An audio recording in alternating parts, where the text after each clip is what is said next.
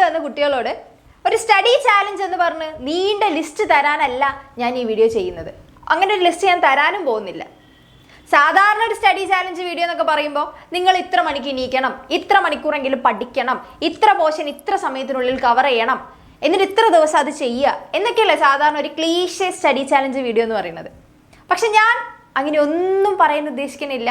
ഞാൻ ആകെ ഒരൊറ്റ കാര്യം നിങ്ങളോട് പറയുള്ളൂ ഈ വീഡിയോയിൽ. എനിക്ക് 100% ഉറപ്പുണ്ട് ആ ഒരൊറ്റ കാര്യം നിങ്ങൾ കറക്റ്റായിട്ട് ചെയ്ത് നിങ്ങൾക്ക് കറക്റ്റായിട്ട് വർക്കായി കഴിഞ്ഞാൽ മക്കളെ നിങ്ങൾ ഏറ്റവും എഫക്റ്റീവായിട്ട് തന്നെ പഠിച്ചു തുടങ്ങുന്നുള്ളത്. വേറെ ഒന്നുമല്ല ആ ഒരു കാര്യം എന്ന് പറയുന്നത്. നിങ്ങൾ പഠിക്കാൻ വേണ്ടിയിട്ട് ഇരിക്കാനാണ് പഠിക്കേണ്ടത്. പല കുട്ടികളുടെയും പ്രശ്നം എന്ന് പറയുന്നത് പഠിക്കാൻ കഴിവില്ലാത്തതുകൊണ്ടോ അല്ലെങ്കിൽ പഠിച്ചാൽ തലയിൽ കയറാത്തത് കൊണ്ടോ ഒന്നുമല്ല. നിങ്ങൾക്ക് നിങ്ങളുടെ 100% കൊടുത്തുകൊണ്ട് പഠിക്കാൻ വേണ്ടി ഇരിക്കാൻ പറ്റുന്നില്ല. പലപ്പോഴും കേൾക്കുമ്പോൾ നിങ്ങൾക്ക് ചിലപ്പോൾ ഇതെന്താ മിസ് ഇങ്ങനെ ഒരു കാര്യം പറയണേ, പഠിക്കാൻ വേണ്ടി എല്ലാവരും ഇരിക്കണല്ലേ. പക്ഷെ നിങ്ങളൊന്ന് ചിന്തിച്ച് നോക്ക്, സാധാരണ നിങ്ങൾ എന്താ ചെയ്യാറ്?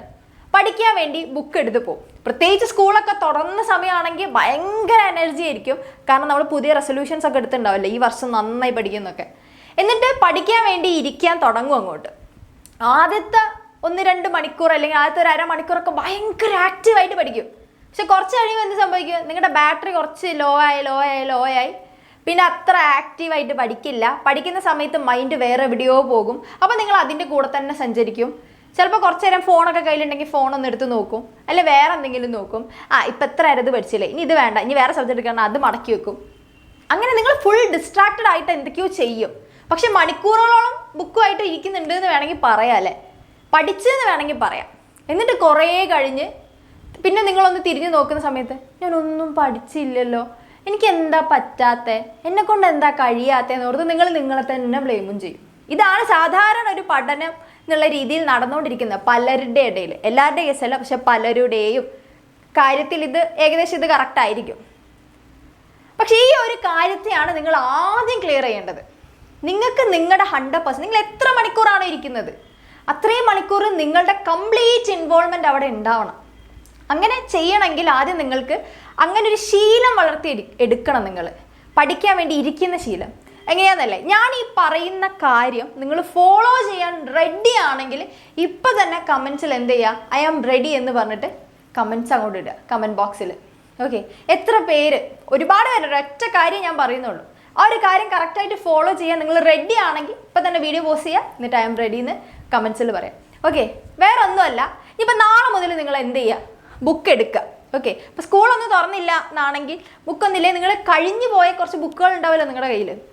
ഓക്കെ, ഇപ്പോൾ +2 ഉള്ളവരാണെങ്കിൽ ഇപ്പോൾ പഠിച്ചുകൊണ്ടിരിക്കുന്നതോ അങ്ങനെ എന്തെങ്കിലും ഒരു ബുക്ക് എടുത്തിട്ട് പഠിക്കാൻ വേണ്ടി ഇരിക്കുക. അതിന് മുൻപ് നിങ്ങൾ ഒരു ഡെഡ് ലൈൻ വെക്കുക. ഞാൻ 2 മണിക്കൂർ പഠിക്കാനിരിക്കും, തീർച്ചയായിട്ടും ഇരിക്കും എന്ന് ഉറപ്പിച്ച് വെക്കുക, ഡെഡ് ലൈൻ വെക്കുക. എന്നിട്ട് ബുക്ക് എടുത്ത് പഠിക്കാൻ വേണ്ടി ഇരിക്കുക. ഇരിക്കുമ്പോൾ ശ്രദ്ധിക്കേണ്ട ഏറ്റവും വലിയ കാര്യം എന്ന് പറയുന്നത് ആ സ്ഥലത്ത് നിങ്ങളും ബുക്കും അല്ലാതെ വേറെ ഒരാളും പാടില്ല. ഞാൻ ഉദ്ദേശം മനസ്സിലായല്ലോ? ഫോണോ അല്ലെങ്കിൽ നിങ്ങളെ ഡിസ്ട്രാക്ട് ചെയ്യുന്ന മറ്റു കാര്യങ്ങളൊന്നും ആ പരിസരത്തേ വരരുത്. നിങ്ങൾക്ക് എണീറ്റ് പോയി എടുക്കാൻ പറ്റുന്ന ദൂരത്ത് പോലും നിങ്ങളുടെ ഫോൺ ഉണ്ടാവരുത്. അത്രയും ദൂരം എവിടെയെങ്കിലും വെക്കുക. എന്നിട്ട് വേണം ആ സ്ഥലത്ത് ഇരിക്കാൻ വേണ്ടിയിട്ട്. എന്നിട്ട് അങ്ങ് ഇരിക്കുക, വായിക്കുക.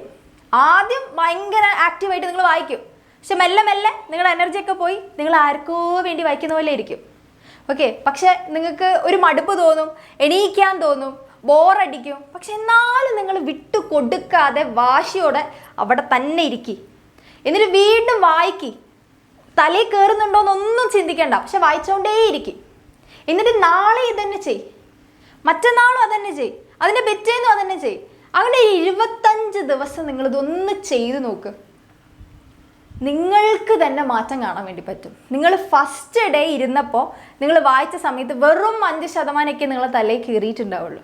പക്ഷെ പോകെ 5 എന്നുള്ളത് 15 ആവും, 25 ആവും, 45 ആവും, 85%, 95%, 100% നിങ്ങളുടെ തലയിലേക്ക് കയറുന്ന രീതിയിൽ നിങ്ങൾക്ക് ഗ്രാസ്പ് ചെയ്യാൻ പറ്റുന്ന ലെവലിലേക്ക് നിങ്ങളുടെ മൈൻഡ് മാറും. ഇതൊരു സൈക്കോളജിയാണ്. ഇത് മിസ് വെറുതെ പറഞ്ഞല്ല, ഇതൊരു സൈക്കോളജിക്കലായിട്ട് പ്രൂവ് ആയിട്ടുള്ള കാര്യമാണ്. ഇങ്ങനെ ഒരു കാര്യം ചെയ്തു കഴിഞ്ഞാൽ എഫക്റ്റീവായിട്ട് പഠിക്കാൻ പറ്റുന്നുള്ളത്.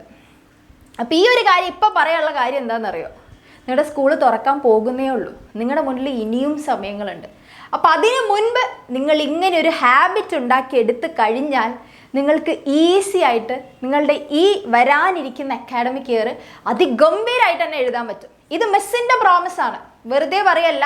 നിങ്ങൾക്ക് 100% ട്രസ്റ്റ് ചെയ്ത് പറയാം. ഒരുപാട് UPSC ടോപ്പേഴ്സ് ഫോളോ ചെയ്തിട്ടുള്ള, അതായത് സിവിൽ സർവീസ് എക്സാം ഫോളോ ചെയ്തിട്ടുള്ള, റാങ്ക് കിട്ടിയിട്ടുള്ള ആൾക്കാർ പറഞ്ഞ ട്രിക്സ് എല്ലാം കൂടെ ചേർത്തിട്ടാണ് മിസ് ഇത് പറഞ്ഞിട്ടുള്ളത്. ഓക്കെ, എഫക്റ്റീവ് ആയിട്ടുള്ള കാര്യമാണ്. അപ്പോൾ ഈ ചാലഞ്ച് ഏറ്റെടുത്തിട്ട് നിങ്ങൾ ചെയ്യുക. ഓക്കെ, എത്ര പേര് അതിന് റെഡിയാണെന്നുള്ളത് എന്ത് ചെയ്യുക, കമൻറ്റ് ബോക്സിൽ പറയുകയും കൂടെ ചെയ്യുക. അപ്പോൾ എത്രയേ ഉള്ളൂ, ഈ ഒരൊറ്റ കാര്യം സ്കൂൾ തുറക്കുന്നതിന് മുമ്പ് റെഡിയാക്കാം കേട്ടോ.